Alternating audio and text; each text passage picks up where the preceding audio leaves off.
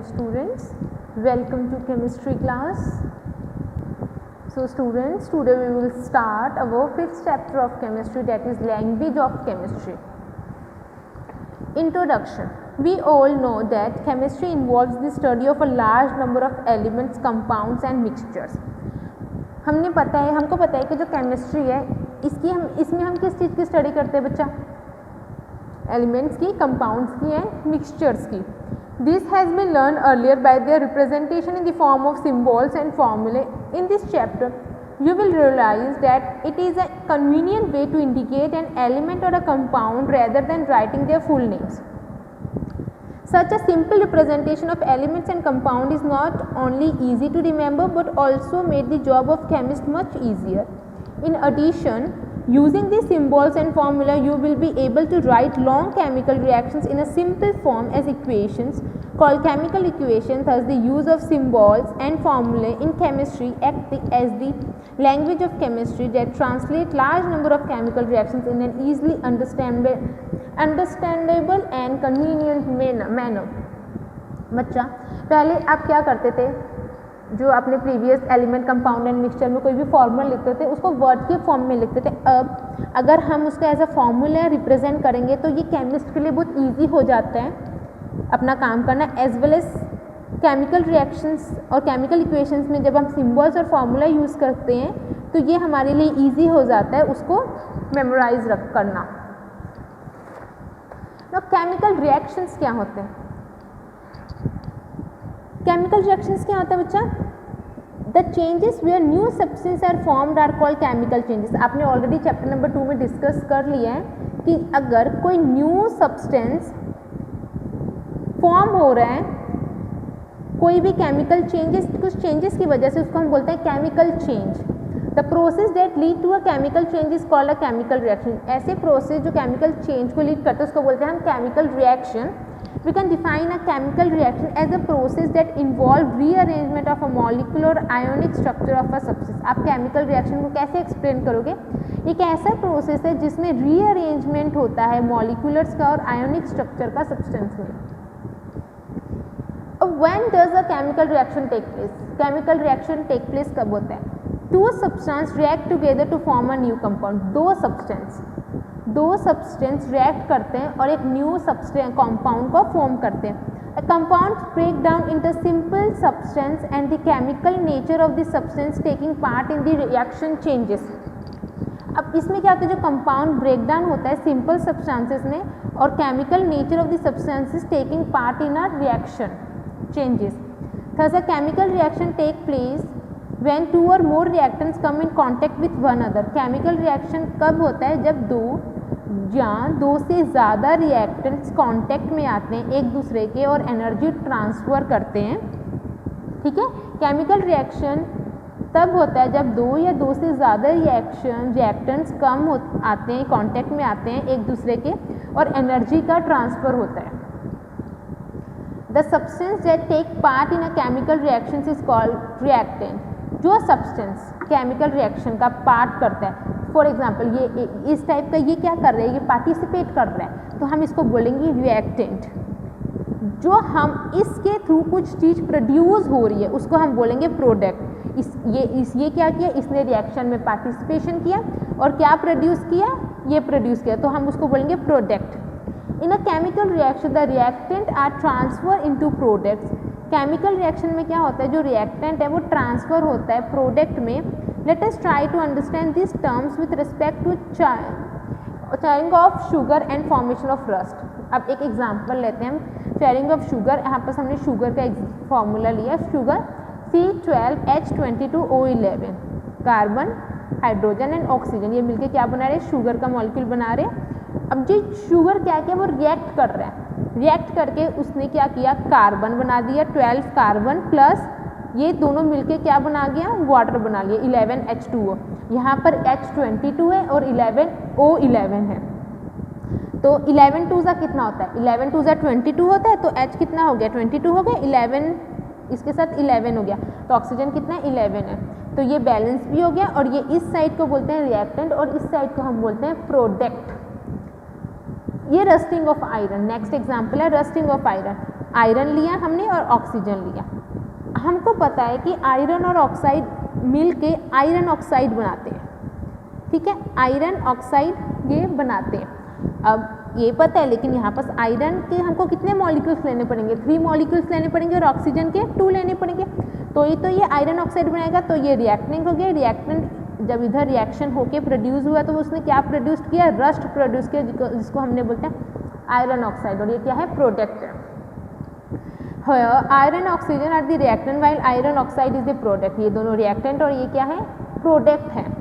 The transformation of reactant to produce is often accompanied by the various other features. These features are specific for the particular reaction and become the characteristics of the chemical reaction. Let us now study more about these characteristics of chemical reaction. और chemical reactions ये और क्या क्या features और क्या क्या characteristics होते हैं उसको हम study करेंगे बच्चा। जब chemical reaction होता है तो color change होता है, change in color, change of state हो जाता है और change in smell। ये इसके कैरेक्टरिस्टिक्स हैं केमिकल रिएक्शन के। और क्या क्या है, इवोल्यूशन ऑफ गैस, गैस का इवोल्यूशन भी होता है जब ये केमिकल रिएक्शंस प्रोड्यूस होता है। प्रोडक्शन के साइड में गैस का इवोल्यूशन भी हो सकता है। प्रेसिपिटेट, फॉर्मेशन ऑफ प्रेसिपिटेट भी हो सकता है। फॉर्मेशन ऑफ प्रेसिपिटेट मतलब कुछ भी ऐसी चीज़ फॉर्म होनी प्रेसिपिटेट में, मतलब हमारा रिएक्शन से हमको प्रोडक्ट मिल गया लेकिन कुछ प्रेसिपिटेट भी साथ में फॉर्म हो रहा है। हीट या तो इवॉल्व होगी या तो रिलीज होगी, एब्जॉर्ब भी हो सकती है या तो रिलीज भी हो सकती है। अब change in colour, first we are discusses change in colour. Change in colour is one of the indicators of the chemical reaction taking place. जब कलर चेंज होता है, क्योंकि हमने रिएक्टेंट में समझ लो कुछ रिएक्टेंट दिया, जब वो प्रोडक्ट बन के कुछ बना तो अगर उसके अंदर कलर चेंज हो रहा है, इट मीन्स डेट हमको पता चल जाएगा कि रिएक्शन डन हो गया है। चेंज ऑफ स्टेट, स्टेट कैसे चेंज हो रहा है। Most common example which we observe in our homes in the change of state while burning of wax candle. Change of state, मैं आपको कैंडल का एग्जाम्पल देती हूँ। कैंडल को आप बर्न करते हो, पहले कैंडल की शेप क्या होती है, चेंज होती है। पहले वो कौन से स्टेट में होता है, कैंडल सॉलिड स्टेट में होता है। जब हम कैंडल को बर्न करते हैं तो solid candle wax is converted into vapour. जो सॉलिड कैंडल वैक्स होती है वो वेपर में कन्वर्ट हो जाती है और कार्बन डाइऑक्साइड में उसको कार्बन डाइऑक्साइड वो देती है, ठीक है। तो ये क्या हो गया, चेंज ऑफ स्टेट हो गया। तो ये कैंडल का एग्जाम्पल है, क्योंकि उसमें क्या हो रहा है, वैक्स कन्वर्ट हो रही है वेपर में और कार्बन डाइऑक्साइड में। Change in smell, it is very interesting to know that some chemical reactions are characterized by their smell. ये इंटरेस्टिंग है कि अगर कुछ केमिकल रिएक्शंस हम उसको कैरेक्टराइज करते हैं स्मेल से। जब स्मेल चेंज हो जाती है किसी भी रिएक्टेंट के बाद, जब वो प्रोडक्ट में चेंज हो जाता है तो उस पर्टिकुलर रिएक्टेंट के बाद प्रोडक्ट में चेंज होने कुछ उस एलिमेंट्स की स्मेल क्या हो जाती है, चेंज हो जाती है। Evolution of gas, some chemical reactions are accompanied with the evolution of gas. Gas का इवोल्यूशन होता है, ठीक है, कुछ केमिकल रिएक्शन में। Formation of precipitate, some chemical reaction result, कुछ केमिकल रिएक्शंस में ना रिजल्ट में प्रेसिपिटेट का फॉर्मेशन हो जाता है, ठीक है।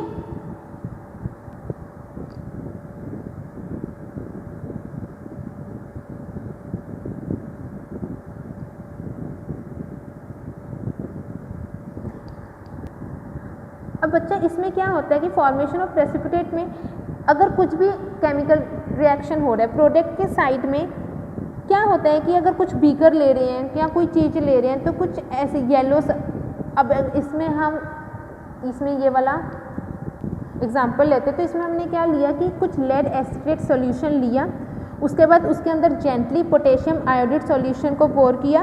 उसके बाद फिर जब ऑब्जर्वेशन में हम देखेंगे कुछ येलो कलर का प्रेसिपिटेट बीकर के में सेटल डाउन हो जाएगा। ये जो येलो कलर का प्रेसिपिटेशन क्या हो रहा है, फॉर्म हो रहा है। तो ऐसा ही कुछ प्रेसिपिटेशन फॉर्म होता है कुछ केमिकल रिएक्शंस में।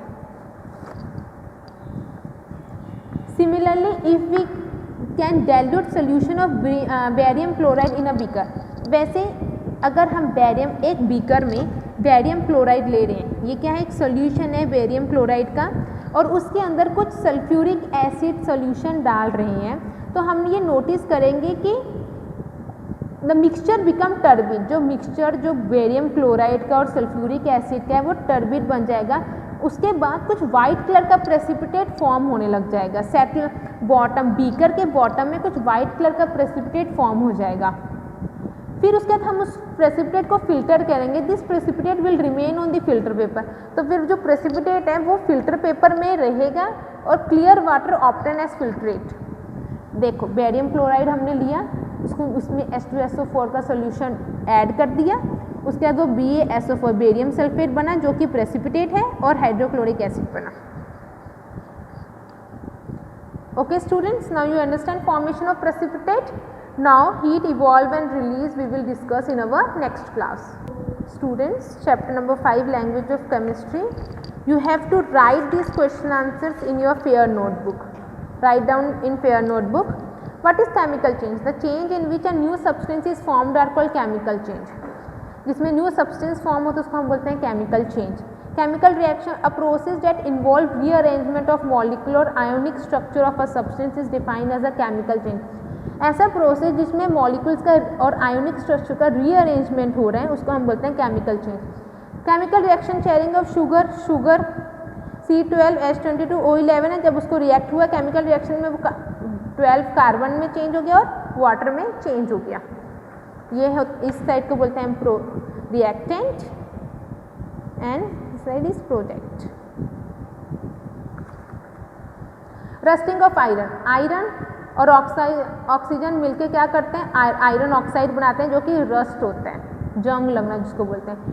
कैरेक्टरिस्टिक्स ऑफ केमिकल रिएक्शन क्या है, change in colour, change in state, change in smell, evolution of gas, formation of precipitate, heat evolve and release, this all are the characteristics of chemical reaction. We will discuss up to formation of precipitate. In our next class we will discuss about evolution of gas and heat evolve or release.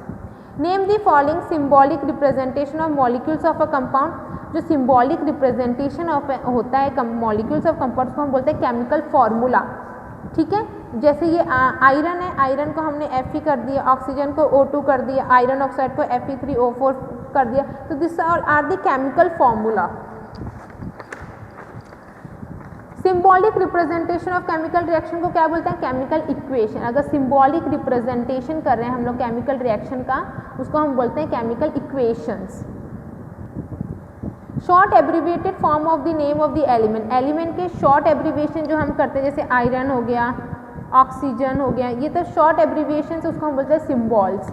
The element और compound taking pair in a chemical reaction, chemical ऐसे elements और compound जो chemical reaction में pair करते हैं उसको बोलते हैं हम रिएक्टेंट, क्योंकि दो रिएक्ट होके आपस में क्या बनाते हैं, प्रोडक्ट बनाते हैं।